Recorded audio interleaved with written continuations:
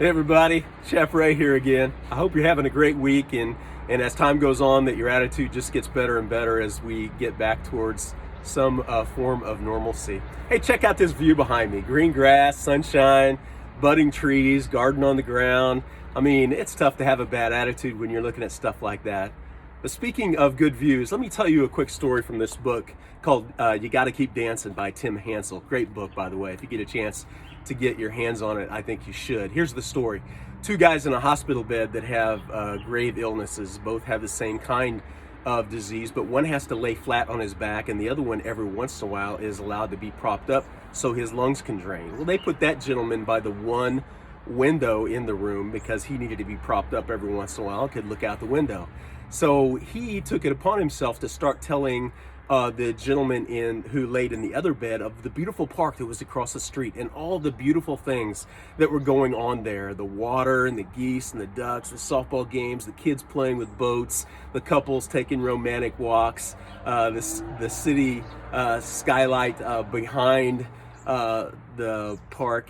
And so he had been telling these stories for several days, and at first the man who was laying on his back was really excited about the stories, but then he started to grow bitter. And he actually started to resent the man for being by the window because he couldn't be by the window. And he got a really bad attitude. So much so that in the middle of the night, the man who was able to prop himself up or had himself propped up started having a choking attack and eventually died because he couldn't get to the button that would get the nurse in there. The gentleman laying on his back could have prevented it because he heard the whole thing and just let the man die, thinking in the back of his mind, I'll get the window. The next morning, when they found the gentleman, they took him out and they kindly asked the gentleman who was left in the room, would you like to be next to the window? And he said, yes, I would. Thank you very much. And they moved him over. And so with all of his might, he propped himself up on his elbows. He stretched his neck up to look out the window. And you know what he saw? He saw a brick wall. Isn't that amazing? The man who had been in the other bed had been describing a park that wasn't really there, just because he could see that the man who was laying on the other side of the room, that he was down in his spirits and that he was concerned and that he was fearful and afraid. So he took it upon himself to be the encourager, even though he didn't really see any encouragement either, just a brick wall right across the road. So isn't that amazing? We all react differently when fear happens and unknown things happen and we face trials.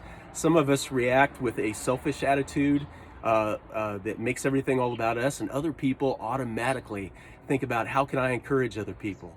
Can I tell you that I hope you're one of those people that encourage other people, because they need it. We always need encouragement. As a matter of fact, the book of Proverbs tells us that a good spirit, a joyful spirit, is like good medicine, but a down spirit is something that dries up the bones. So continue to encourage people in your life that are struggling with this time. They need you. The Lord needs you. He wants to use you to encourage them, okay? And if you're one of those people that are struggling and there's somebody trying to speak some positive things into your life, encourage them. Tell them you're grateful because they're going through a lot of hard things too, and they're going out of their way to try to focus on you and help you. All right, so that's my word for the day. Be an encourager to the people that are in your lives right now, and let's make a difference together.